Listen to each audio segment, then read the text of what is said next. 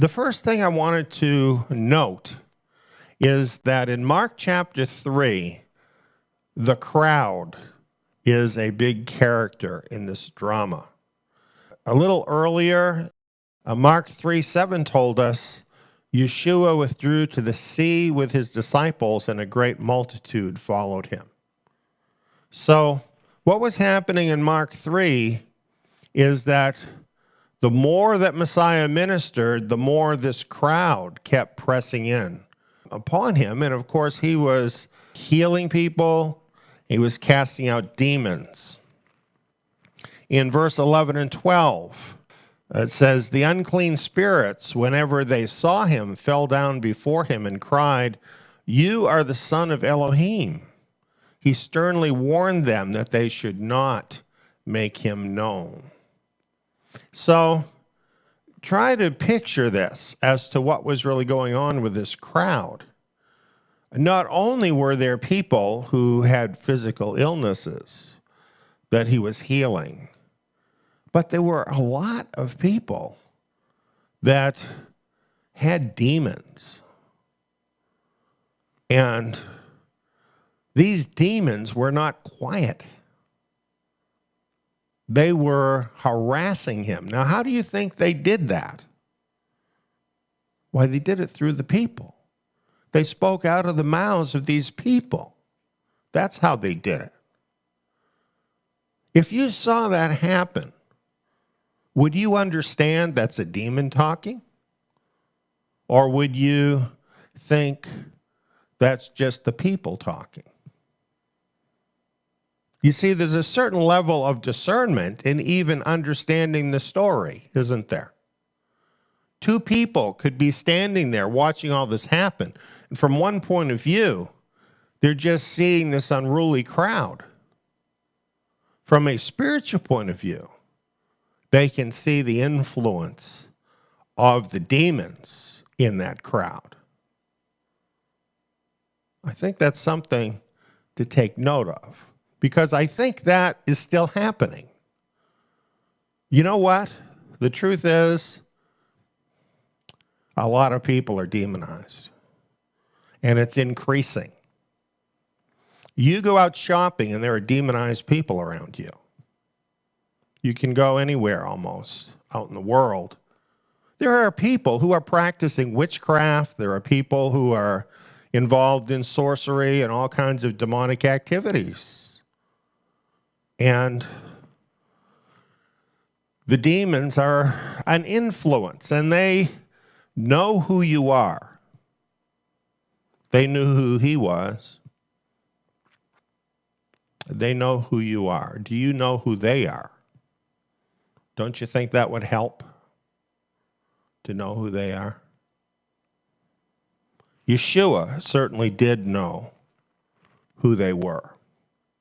And think of this now demon-infested crowd following Yeshua around and what that must have been like. It wasn't really a pleasant thing, was it? You don't have peace with a group of people where a lot of them are infested with demons. It's not a peaceful place. Here we have Yeshua with his disciples whom he called to him in the mountain. Why are they in the mountain? Well, they had left the crowd. They're trying to do some business for the kingdom apart from this constant clamor of the crowd. And it tells us in these verses that he appointed 12 of these disciples, and he gave them authority. And he sent them out. And by the way, that is the root meaning of the word apostle, one who is sent out. He sent them out to proclaim. And to proclaim what? Why, we keep finding it through the Gospels, to proclaim the kingdom, the good news of the kingdom.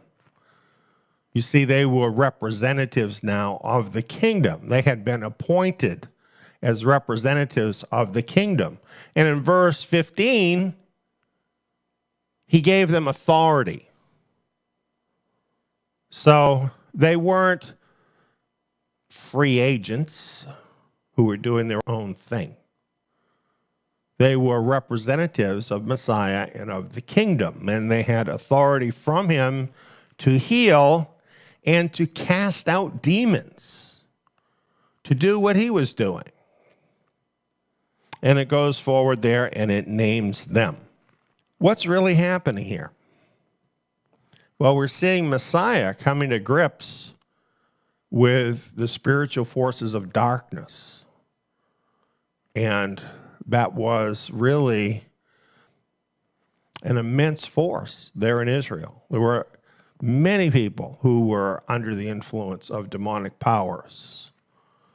And here now, for the first time, he is appointing other people to do what he is doing.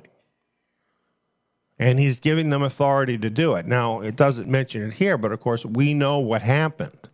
And that is, he knew he was going to be going back to his Father in heaven.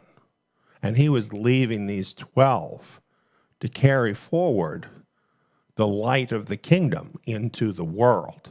And that is what happened. So I represent that as him lighting a light, raising up a light against the darkness that was in Israel at that time. Next, it tells us he came into a house, and the multitude came together again, so that they could not so much as eat bread. So here he is, coming into a house, and here's the multitude with such a clamor that he and his apostles can't even eat. Now, we think about Yeshua as the Son of God. You might think he's like some kind of a super being or something, but you know what? He needed to eat too, because he was a man, and certainly his apostles needed to eat. And so how much consideration is the crowd giving to him and giving to the apostles? It goes on, it says, when his friends heard it, they went out to seize him, for they said, he is insane. Now, this verse itself seems kind of crazy, doesn't it? As we look at this passage, it says he came into a house. What house is that? What are these friends who want to seize him? And who is it that's calling him insane here? Well, let's look at what has been said about this in the past. Here's the New American Standard Bible, and this kind of helps us. It says he came home. So the Greek phrase into a house is really an idiom that means to come home. This is his family home. Why do you think he would come home with this crowd following him by the seashore to the mountains and now even to his house? If you've got people following you everywhere you go, even out into the wilderness, where will be your final retreat? Isn't it going to be your home, maybe your family, looking for a place of some peace and rest? That's where you would go. So that's where he actually went. He went home to his family. And the very fact that he did that tells you what about his relationship with his family?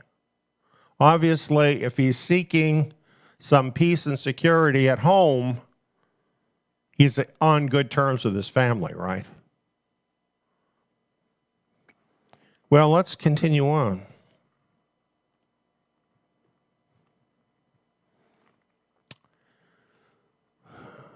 Here's Robertson's word pictures, what it says about his friends here. It says his friends. The phrase means literally those from the side of him. In other words, those on his side. What does it mean to you when you say, someone on my side? It probably means to you, someone who's on your side, right? Someone who's supporting you, somebody who agrees with you. That's what the term actually means. And it goes on here saying, this most likely means his kin people or family. So he comes home. Then there's these people who are on his side, most likely his family. What are they doing? Well, Mark 3:21, when his friends heard it, they went out to seize him, for they said he is insane. Well, that sounds kind of weird, doesn't it? Doesn't sound like it fits with the story. And then in Mark 3:31 it said, his mother and his brothers came, and standing outside, they sent to him, calling him. Vincent's commentary says his friends are his mother and his brethren, they who were from beside him. And then it says, it is a mournful spectacle to think of the mother and brothers saying, he is beside himself. In other words, he is crazy. So this is the standard idea of what this means, that his family is going out to get him because they're embarrassed about him and all this crowd, and they're calling him crazy. And you find this everywhere. Virtually all the commentaries say that's what's happening here. The only thing is, he's referring to his family here, or Mark is, by a term that says they're on his side or they're supporting him. So it's very contradictory. Here they're supporting him. Here he's gone home to his family because he's seeking solace from the crowd, but then they're calling him insane? That doesn't make sense. And the reason it doesn't make sense is from the book of Luke and everything else we know. Remember what happened in the book of Luke? The angel came to Mary. In Matthew, we learned how the angel came to Joseph, right? And announced the coming of Messiah, the coming of his birth. Well, he did the same with Mary in Luke. The angel of God told Mary that her son would be the Son of the Most High God and that he was the King of the kingdom. She told him she was a virgin, and the angel told her the child would be born by the Holy Spirit. And then Mary said, behold, the handmaid of Adonai, be it to me according to your word. So, is this not the cornerstone of Mary's life? Is this not the cornerstone of that family? Do you think Yeshua's brothers and sisters grew up totally forgetting this? Do you think Mary had a lapse and totally forgot this and said that Yeshua was crazy? Boggles the mind, doesn't it? How do people even come up with stuff like that? That's impossible to believe. So what really happened?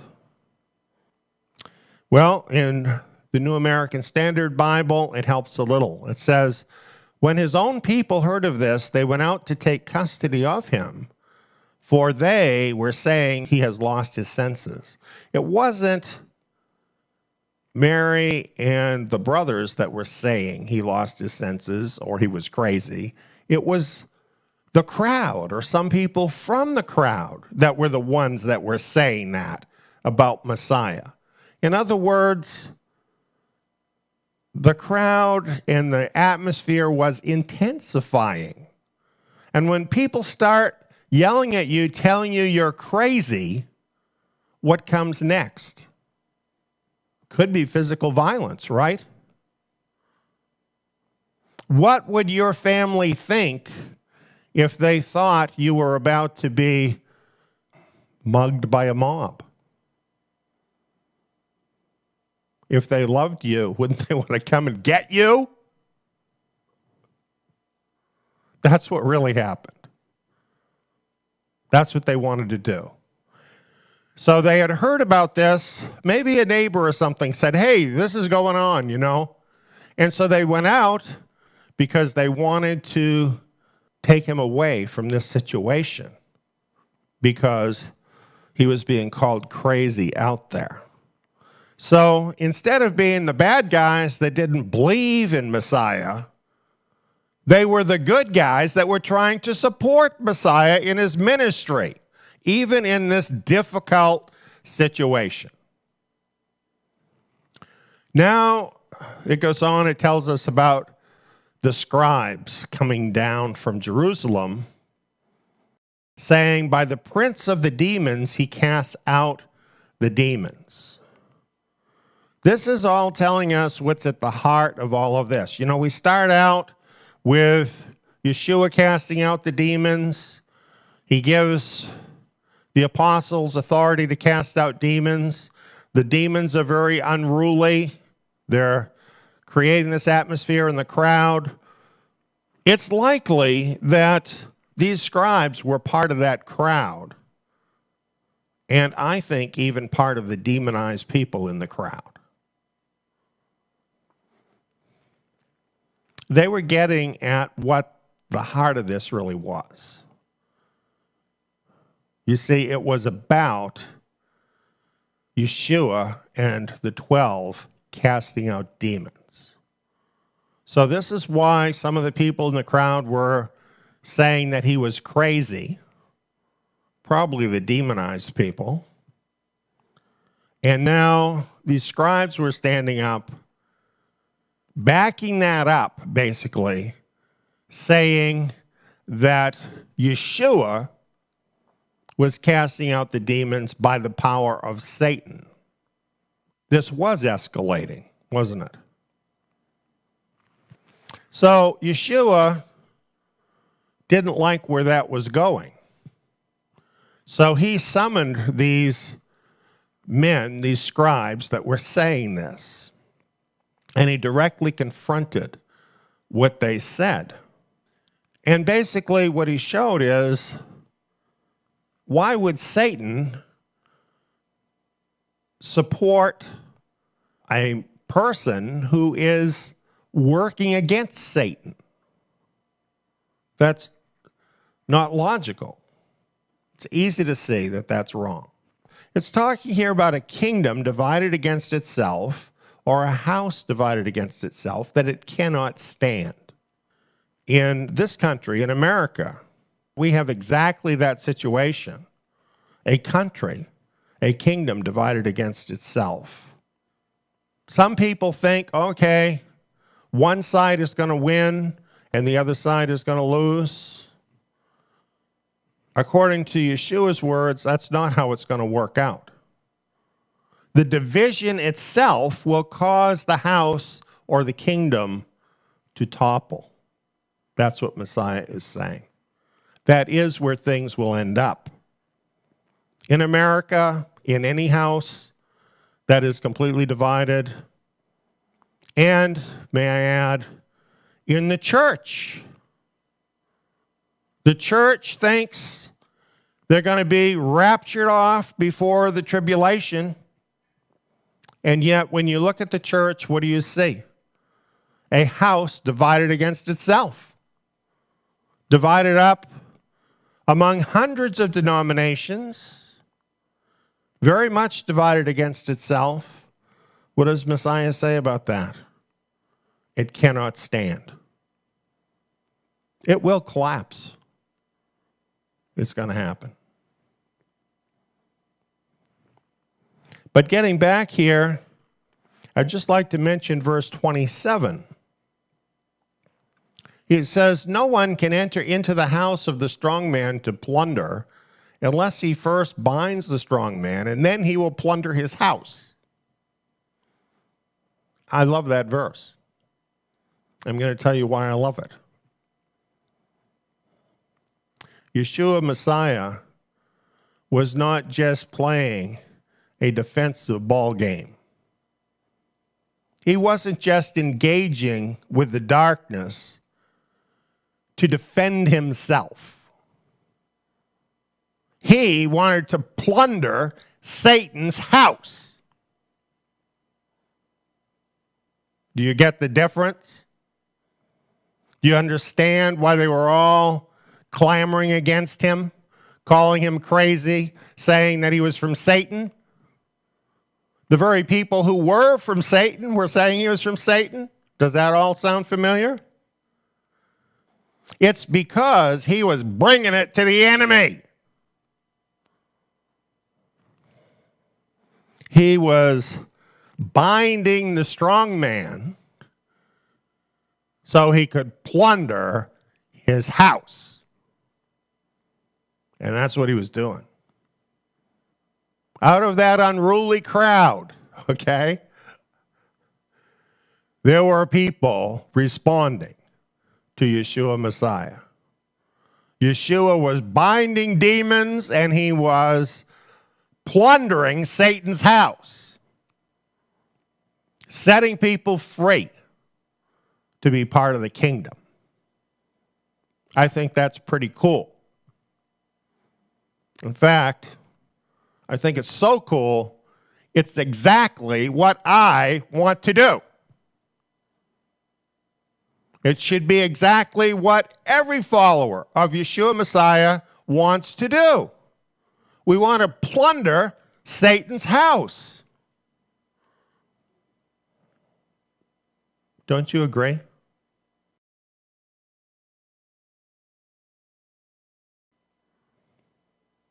Well, next it tells us, after all of this, it tells us his mother and his brothers came, and standing outside, they sent to him, calling him. So why are they there? They'd been out trying to find him to save him from the crowd, and it turns out he's at home all along. And so finally they come home looking for him, only to find out that apparently the house is so besieged by this multitude, they can't even get in their own house. So they're calling from the outside to Messiah. Meanwhile, inside, it says a multitude was sitting around him, and they told him, "Behold, your mother, your brothers, and your sisters are outside looking for you." Well, the first thing we know here is a multitude cannot fit inside a house, right? So this is not the entire multitude. This is some of the people from the multitude. Those people whom Yeshua Messiah admitted to the house.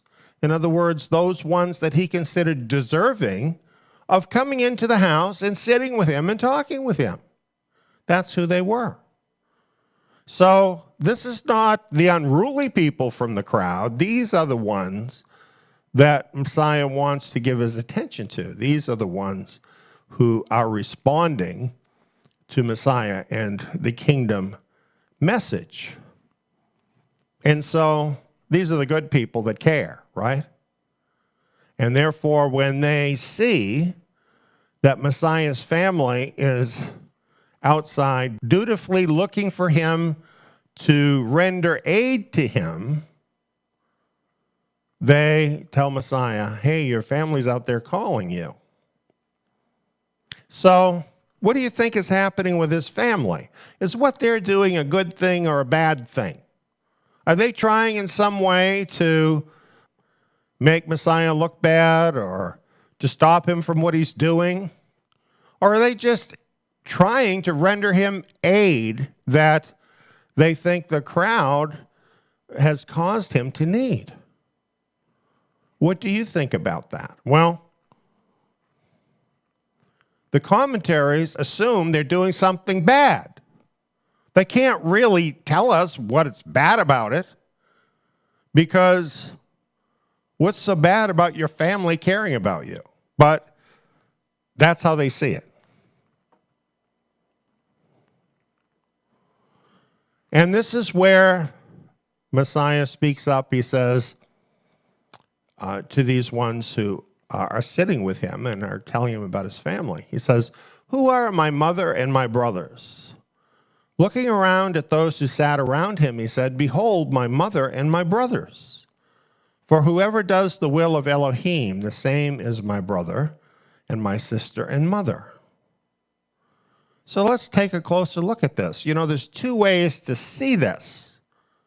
And for a very long time, the standard line about this has been very negative to Yeshua's family. It's as if he's kind of shaming them in some way. So is this a slam against his family, as if they're not doing the Father's will? Well, let's recap. When he's wanting a place of security from the crowd, where does he go? To his family. They're described as being the ones who are by his side. That sounds like they're supporting him. And they're going out to help him. And that's why they're there. And they're showing an interest in him and in his welfare. So, for what reason would he be slamming them? Could it be that when he says, "Who are my mother and my brothers," what could he really be saying? Who are they really? Look at them. Who are they? In other words, what kind of people are they? Pointing out their devotion to him and to his Father, their oneness with him, their support of him. Perhaps when he says, "Who are my mother and my brothers?" he's saying, look at them. I'm proud of them. They're my family.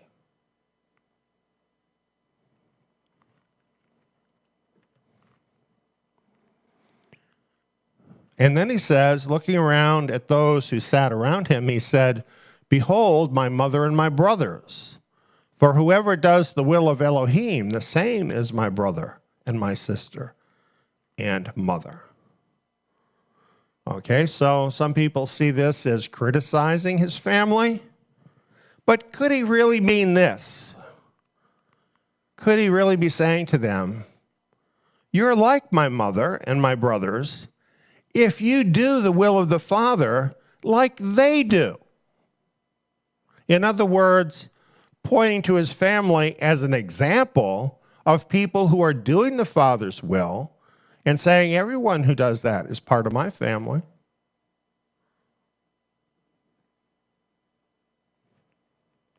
That's how I see it.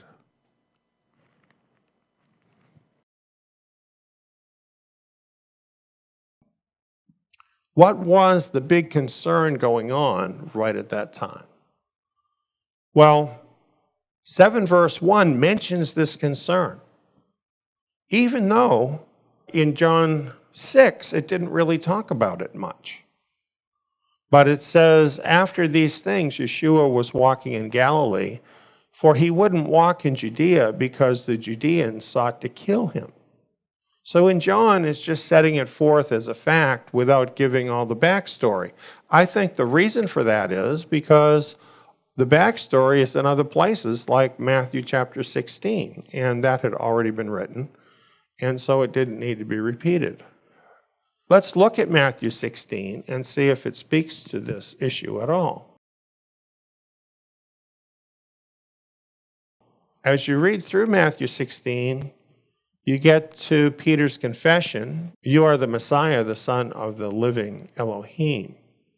And then it's narrated after that happens, says, from that time, Yeshua began to show his disciples that he must go to Jerusalem and suffer many things from the elders, chief priests, and scribes, and be killed, and the third day be raised up.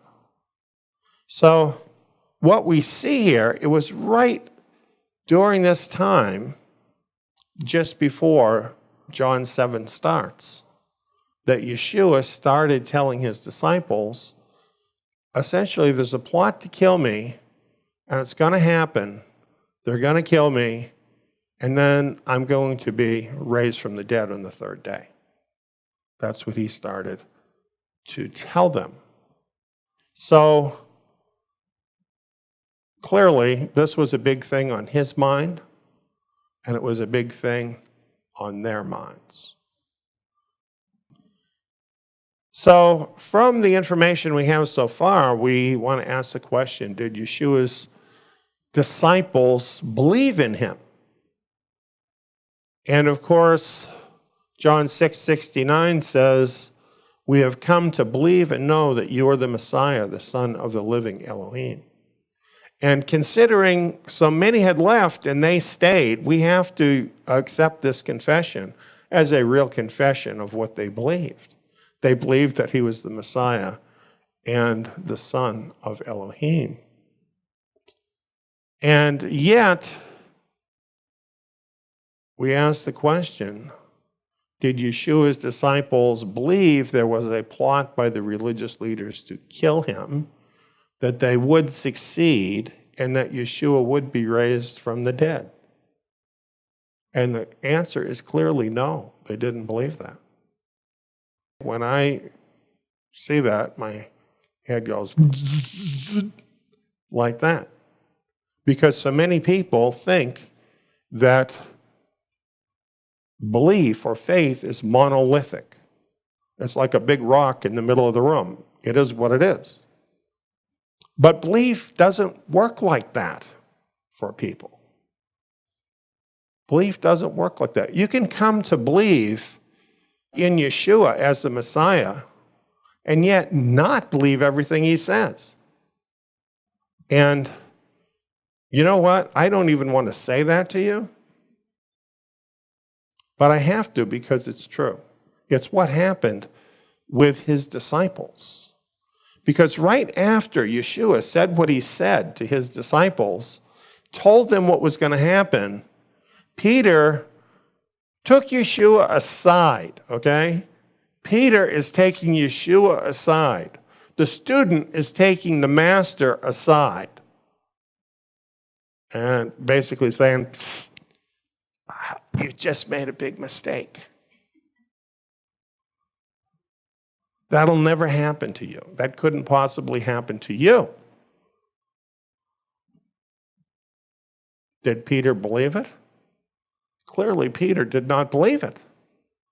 And I think the reason he didn't believe it is because the fact was so clear to him that Yeshua is the Messiah and is the Son of God, that it's unthinkable that these things could happen to the Messiah and the Son of God. So because of that, he doesn't believe what the Messiah just said to him. Is that logical? People aren't logical. I'm sure that's not a big news flash, is it? Okay.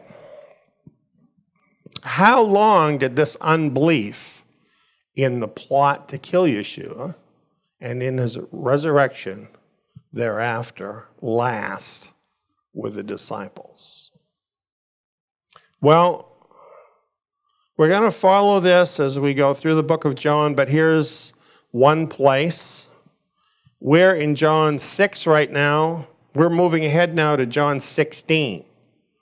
A lot's happened by the time you get to John 16. His disciples said to him, "Behold, now you speak plainly and speak no figures of speech. Now we know that you know all things and don't need for anyone to question you. By this we believe that you came forth from Elohim." Yeshua answered them, "Do you now believe? They did believe, but you know what? Their belief was iffy. And just now they're getting to the place of saying, oh, you don't need anybody to question you. So obviously, up to now, they weren't totally on board with his program, right? They believed who he was, but they weren't believing everything he was saying. And so they continued to be questioning him. And now they say they believe, but then Yeshua says, do you now believe? And then he goes on and tells them, you will be scattered, everyone to his own place. You will leave me alone. So their belief, though real, was far from perfect faith. Far from perfect faith. And then, amazingly, in the very last chapter of Matthew, the resurrected Yeshua Messiah is appearing to the 11 disciples, and it tells us some doubted. Doubted. Doubts. They had doubts. Yeshua Messiah, the resurrected Yeshua Messiah, holds in his hands and feet, scar in his side, hem in his body is standing in front of them, and yet some doubt it. Is this really that shocking? Do you have perfect faith?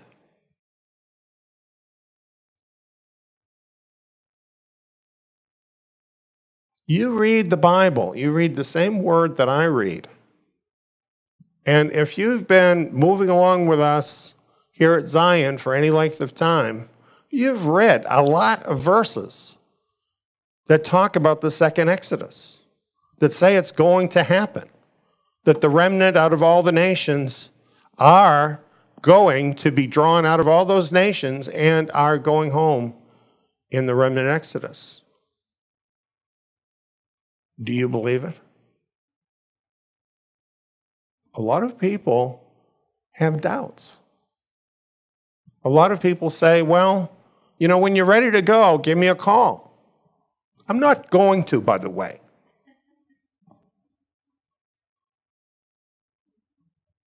I'm not going to call you. Not like that. Not if you just disappear and do your own thing, and then if it happens, you want me to call you. I'm not sure that those are the people that Yeshua wants to bring home in the second Exodus. What do you think? That's a lot like the people in the first Exodus, isn't it? And how did that work out for that generation?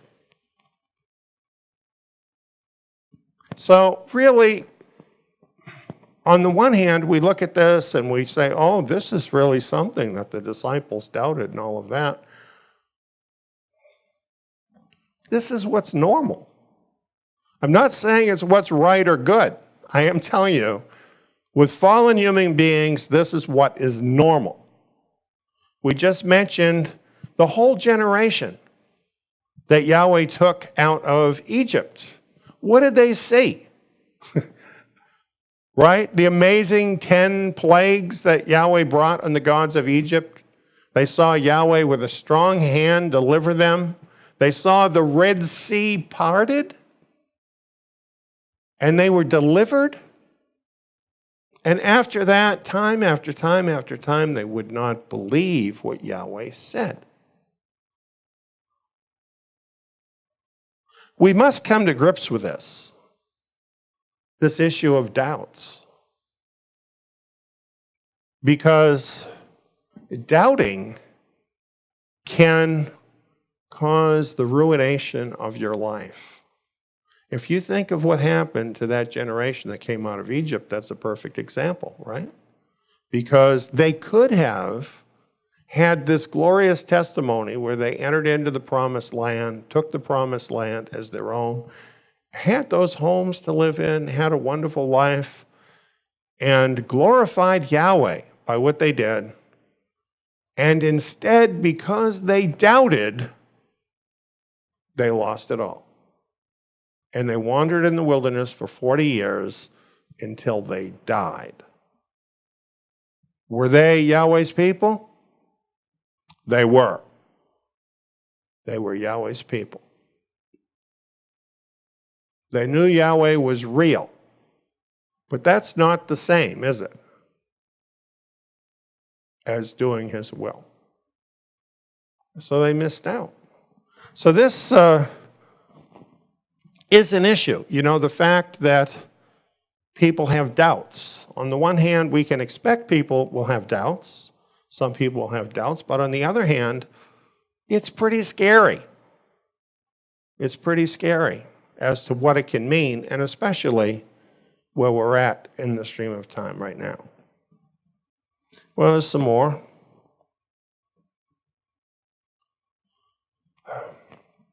Getting back to John 7:1.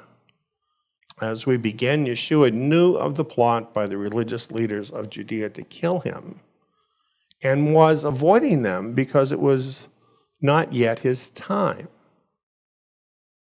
Now, what was that like for Yeshua at that point in time? Because he knew it, but he seems to be the only one that believed that this was the situation. His disciples couldn't come to grips with that, and so they couldn't believe that was the case. What was he going to do? What would you do? What if you are a person and you know some life-changing fact, but everyone around you ignores that? Are you going to do what they want, or are you going to do what that fact calls for? A lot of us don't have that strength in ourselves where we will do the right thing against the opinion of others around us. And that's a challenge, and it's something we really need to think about. This is what Yeshua did. He knew this plot was a reality, and he had to deal with it accordingly, even though those around him, his closest men, were iffy about it, had doubts.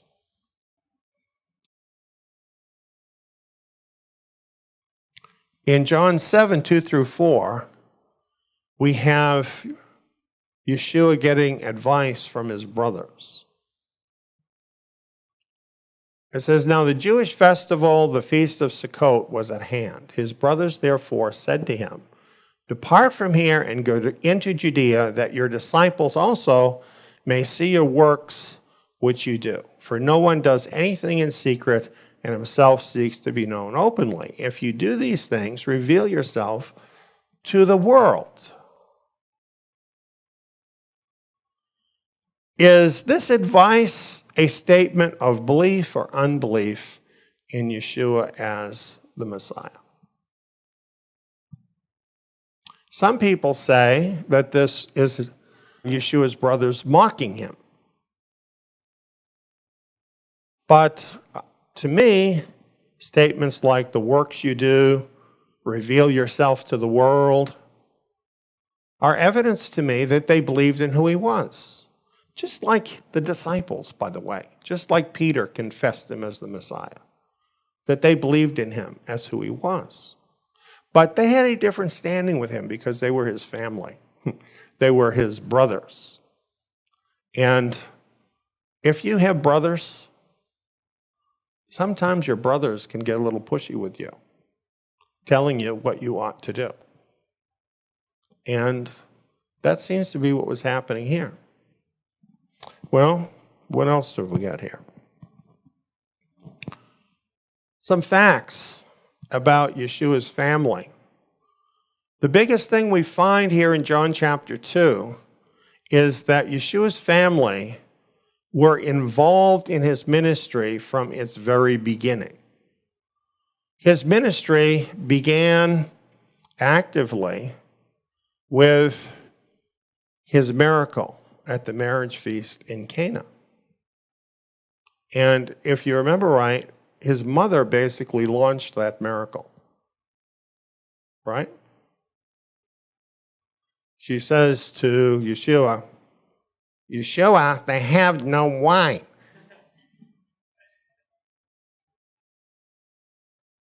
She's expecting him to do something about it. Why would you think Yeshua's mother would be any different than your mother? Right? She's acting exactly like a mother.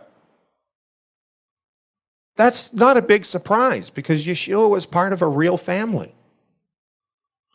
Is there anything about that statement, though, that says she didn't believe in Yeshua? Or is it not exactly the opposite? Is it this very statement a statement of faith? Like, Yeshua, I know you're the Messiah and you can do something about this. Isn't that right? And you know what? As you read through the scriptures, you read through the prophets, what you're going to find is Yahweh loves it when people do this. For instance, what about Abraham challenging Yahweh and says, well, what if there's 10 righteous men in the city? Are you still going to destroy all those people? That's a statement of faith, not unbelief. That's a statement of a person who's in a real relationship with Yeshua, the pre-existent Yeshua, who feels free to speak his mind. Isn't that what it means in John chapter 4 when it says the true worshipers will worship the Father in spirit and in truth? You don't have to be afraid to say the truth of how you really feel to Yeshua. And I will tell you this, if you're wrong, he'll tell you. He'll let you know. But he won't harm you because you have an opinion. Here, he set his mom straight about this. But the point is, his family was involved. Now, there in John 2, it goes on, it says, this is the beginning of his signs. It mentions that the signs revealed his glory. Glory as whom? The Messiah, the Son of God. It says his disciples believed in him. And then it says he went down to Capernaum, he and his mother, his brothers, and his disciples, and they stayed there a few days. Yeshua's ministry started with his family as a part of it. So obviously, they were not opposed to Yeshua, to his ministry, or what he was doing. They, in fact, were a part of it. They felt they had a personal stake in it. And they acted like a family, and they let him know what they thought. That's what families do. Well, after this, we have this comment, for even his brothers didn't believe in him. Well, some people really like to run down Yeshua's family. And this is one of the verses they like to point to. Oh, see that? His brothers didn't believe in him. Even though in the same book of John, over and over again, it's telling us that the disciples didn't believe in him. So somehow it's okay they didn't believe in him, but it's bad that Yeshua's brothers didn't believe in him. But in what sense did they not believe in him? Did they not believe that he was the Messiah? Well, look at Yeshua's answer. It says, Yeshua therefore said to them. So the word therefore means that Yeshua is responding in context to the situation. That's very important. Yeshua therefore said to them, my time has not yet come, but your time is always ready. The world can't hate you, but it hates me because I testify about it, that its works are evil. You go up to the feast. I'm not yet going up to this feast because my time is not yet fulfilled. Having said these things to them, he stayed in Galilee.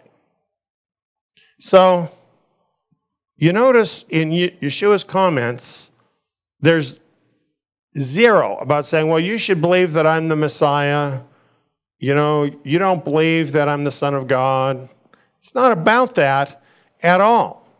Yeshua is talking about this issue having to do with going to the feast or not going to the feast. They didn't believe what Yeshua said about the plot, just like the disciples. And so they're telling him to do something different than what he knows he needs to do because he does know this plot is real. That's really the unbelief that it's talking about. So it's a limited thing. It's not believing something Yeshua said. Basically, what they were doing is sharing a strategy.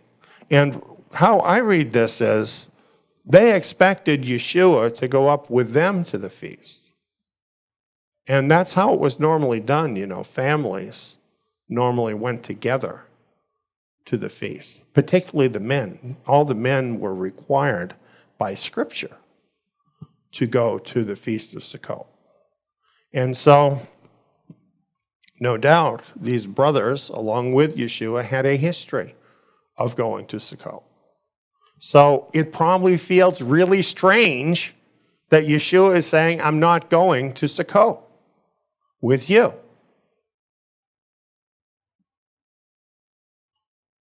Kind of a little disagreement. Not shocking at all.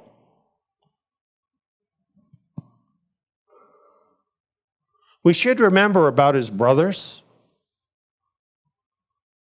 We have this event in the book of Acts, chapter 1, and this was after the resurrection. The disciples, including Yeshua's brothers, his family, watched him ascend up into the sky. Then after that, they all returned to Jerusalem together, and they were gathered together there. It tells us who was there in that upper room at this time. Now realize the Holy Spirit had not yet been poured out upon them. It says they went up into the upper room where they were staying. That is Peter, John, Jacob, Andrew, Philip, Thomas, Bartholomew, Matthew, Jacob, the son of Halphi, Simon the Zealot, and Judah, the son of Jacob. That's the 12 apostles, so actually 11 at that time. All these, with one accord, continued steadfastly in prayer and supplication, along with the women and Mary, the mother of Yeshua, and with his brothers. So it's pretty clear that the disciples and Yeshua's family are all in one accord together, praying after they saw this. Clearly, they're believers. And as we go along, in the scriptures, we find the books of James and Jude. These are Yeshua's brothers, Bible writers. And of course, James was the leader of the Nazarene movement that was headquartered in Jerusalem. So I think it's a misreading of things to say that his family were not believers. So we have this conundrum again that people have trouble with. How could the disciples and Yeshua's family believe in him while not believing everything he said? And the reason is there are different levels of belief. It's interesting, Yeshua, when teaching, mentions how Yahweh takes care of everybody, how he even clothes the grass of the field, the birds, and so on. And he says, why don't you believe that he'll take care of you, you of little faith? See, it's possible to have just a little faith. don't put down a little faith. Because Yeshua said, if you have faith like the grain of a mustard seed, you can say to this sycamore tree, be uprooted and be planted in the sea, and it would obey you. Even a little faith has power. That might be the faith that people have when they first come to faith in Yeshua as Lord. They put faith in that. But when they do they have faith in everything that he said? They probably don't even know and understand everything that he said.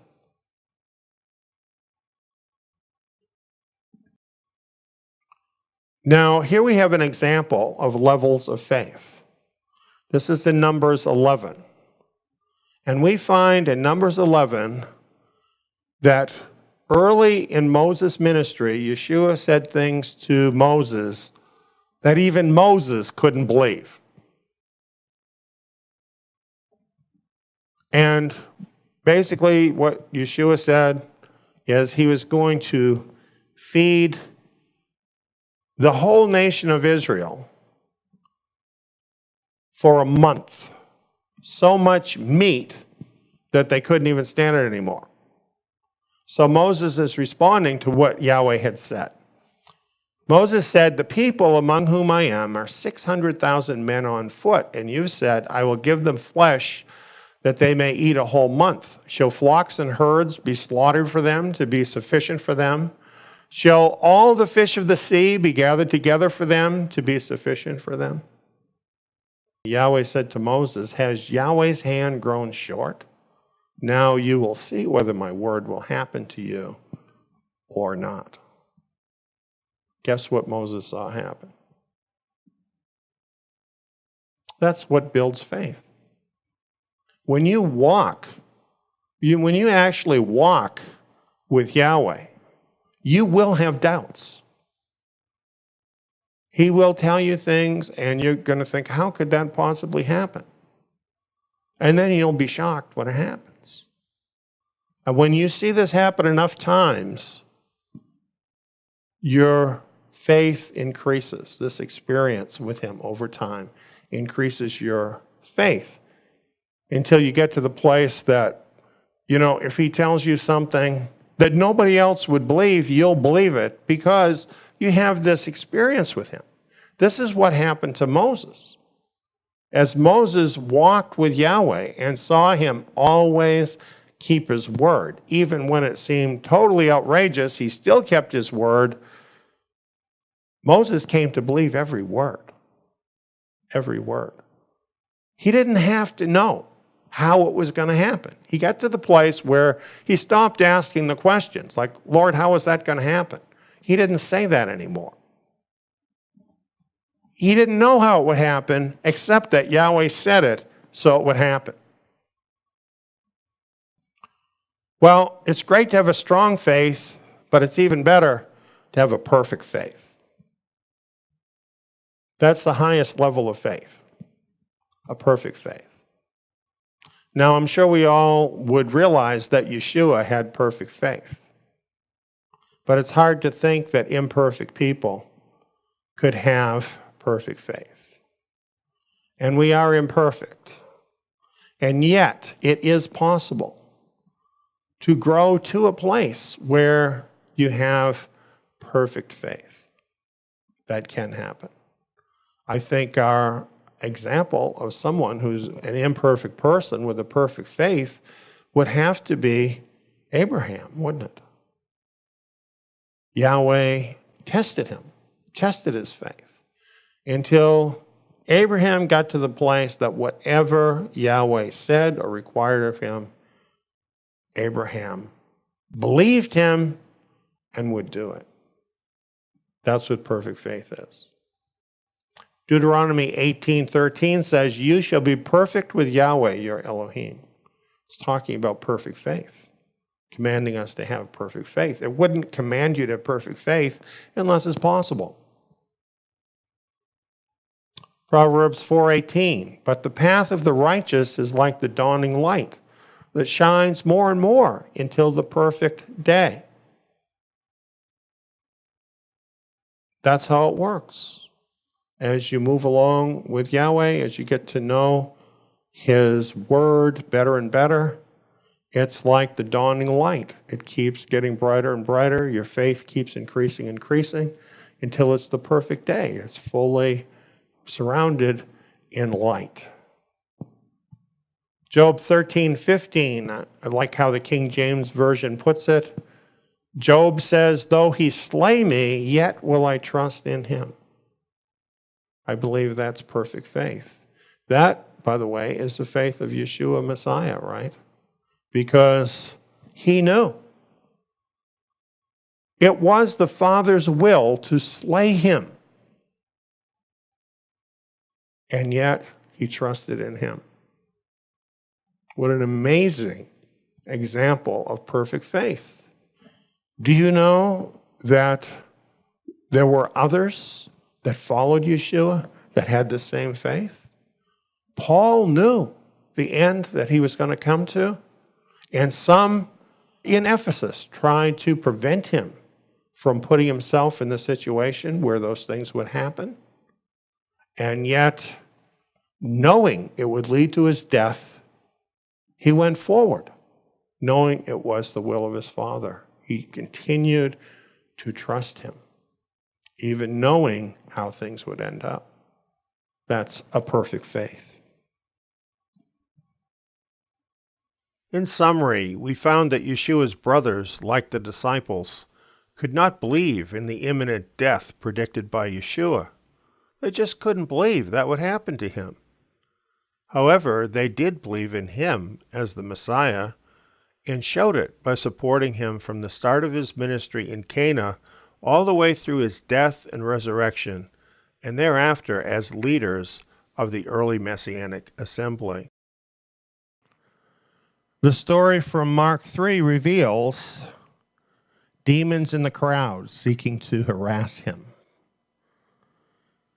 A demon-infested and needy crowd, some of whom were calling him crazy and chasing after him so that he could hardly eat a meal, although there were some worthy ones among the crowd. And we have the scribes who attributed his power over demons to the devil. So this is the battleground that Messiah was dealing with. And not an easy thing to be doing, to deal with, but he was dealing with it very effectively. On the other side, we have the kingdom power of Messiah to cast out the demons. We have Messiah giving the 12 kingdom authority against the darkness that would remain even after he was gone. That's very important. And we have Messiah's family, who had a personal interest in his kingdom mission and whom he pointed to as examples of those who do the Father's will. So we have here now a company that has formed in this battle against the darkness that he has formed, and that is Messiah himself, Messiah's family, and the apostles whom he appointed. Now, we often hear Messiah's family did not support him during his ministry. This is incorrect if we understand these verses correctly, and inconsistent, because on the one hand, we have Mary saying, behold, I'm Adonai's handmaiden, and then we have her saying to Messiah that he's crazy. That doesn't make sense. And then after the resurrection, now she's a believer along with the family. So for some reason, we have the family believing in the beginning, we have them not believing, and then later on, we find them clearly in the book of Acts and elsewhere believing. That's not the story. Where did that come from? Well, history shows that Messiah's family actually were leaders of the Messianic assembly in the first century and continued to be into the second century when there was a schism of the Gentiles and a rebellion against Messiah's family and against the entire Hebraic nature of that whole Messianic movement. In other words, they were starting something new. So, who represented the opposition to those people? Was it not Messiah's family? So it was during this period from the 2nd century to about the 4th century where all this negativity was created against Messiah's family. And we have quite a few of the church fathers that are very negative towards them, presenting them in this light as not believing and not supporting Messiah. And they were doing that because they were trying to support their own position as rebels against his family. That's why we have these ideas today. And they have persisted on down through time. Now, once you get past that period and the Catholic Church arises, and now they have undisputed authority and power, they're not fighting against the family anymore. Instead, now they want to make Mary the counterpart of the goddesses that the pagan people worshipped, the Queen of Heaven. So then you have the Catholic Church making Mary the Queen of Heaven and imputing to her all of these godlike powers. So this happened later.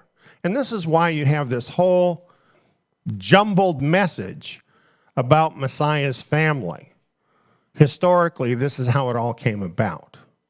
Now, I'm not saying that Messiah's family didn't have challenges in dealing with everything that was going on. If something like this is happening in my family, I can guarantee you I'll be spending a lot of time in prayer and I'll be struggling to deal with it all. And I think you'd expect that to happen. But what the true story is about them is that Yahweh chose that family to bring Messiah into the world because they had been prepared for that purpose. They knew what they were doing. They gave support to the Messiah, so much so that they were given the leadership over the assembly after he was gone. That's the real picture. And what does all of that mean? What is all that about? Well, what that's all about is a flame, lighting a flame against the darkness. Messiah put this all together. Messiah, his family, the apostles, so that there was an authority structure of unity. You know what he said about a house divided against itself cannot stand? Well, that was true of the Messianic assembly too. And in the 1st century, they were united in this kingdom authority structure that Yeshua, Messiah, and his Father had raised up for renewed Israel. So, just an interesting look at the very beginnings of that starting to form during his ministry.